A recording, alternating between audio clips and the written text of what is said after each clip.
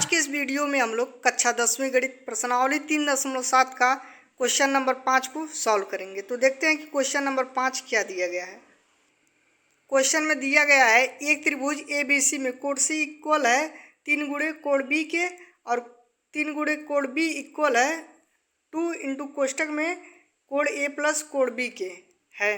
त्रिभुज के तीनों कोण ज्ञात कीजिए। इसके तीनों कोण ज्ञात करना है, कोण ए बी और सी। इसके 3 कोण हमको ज्ञात करना है। तो चलिए इसको अब हम करते हैं सॉल्व। इस वीडियो को अगर शुरू से लेकर लास्ट तक देखते हैं तो निश्चित ही इस तरह के सभी क्वेश्चन को लगाना सीख जाएंगे। तो सॉल्यूशन में लिखेंगे माना त्रिभुज के कोण जो है वह ए बी तथा सी है। त्रिभुज क्या होता है? यही तो होता है। इस तरह से कोई त्रिभुज है, इसके कोण ए है और एक बी है और सी है। तो तीनों का योग कितना होता है? 180 अंश। तो त्रिभुज के तीनों कोणों का योग 180 अंश होता है, अर्थात कोण ए को जोड़ेंगे, कोण बी को और सी को जोड़ेंगे तो कितना आना चाहिए? 180 अंश।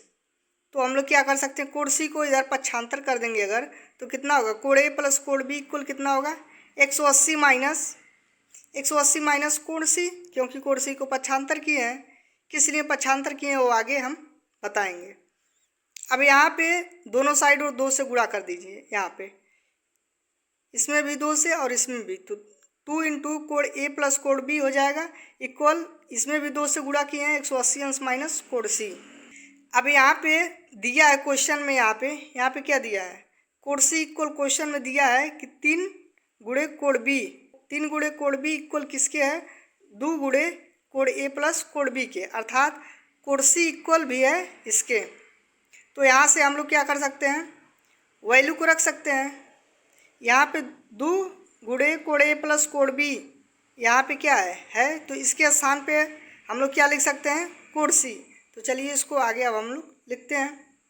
तो इसके स्थान पे हम लोग इतना लिख सकते हैं, क्योंकि इतना इक्वल ए है और इसके इक्वल ए है। तो लिखेंगे 2 इंटू कोण ए प्लस कोण बी की वैल्यू जो है वह कोण सी के इक्वल है, इसको लिख सकते हैं। उसके बाद इक्वल क्या है? 2 इंटू 180 अंश माइनस कोण सी, इसको लिख देंगे। अब कोण सी इक्वल क्या हो जाएगा? तब 2 का 180 में करेंगे तो 360 होगा, और माइनस 2 का कोण सी में करेंगे तो 2 इंटू कोण सी होगा।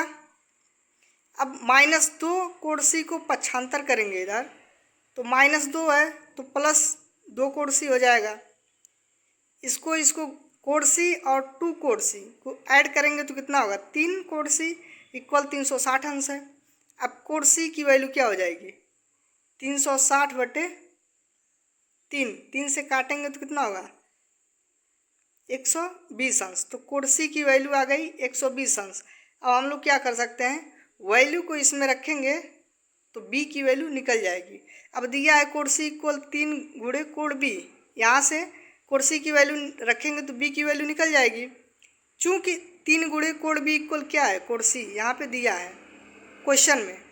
उसके बाद वैल्यू को रखेंगे, कोण सी का मान क्या यहाँ पे कितना है? 120 अंश है, 120 अंश लिख देंगे। कोण बी इक्वल तब क्या हो जाएगा?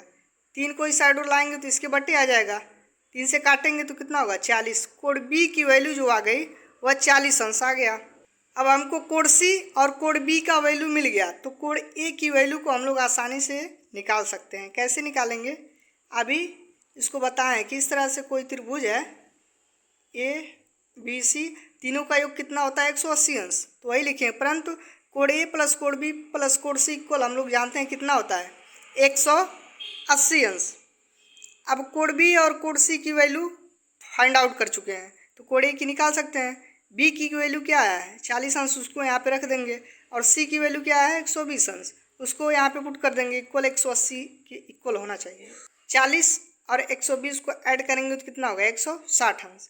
160 को 75 करेंगे इधर तो माइनस हो जाएगा।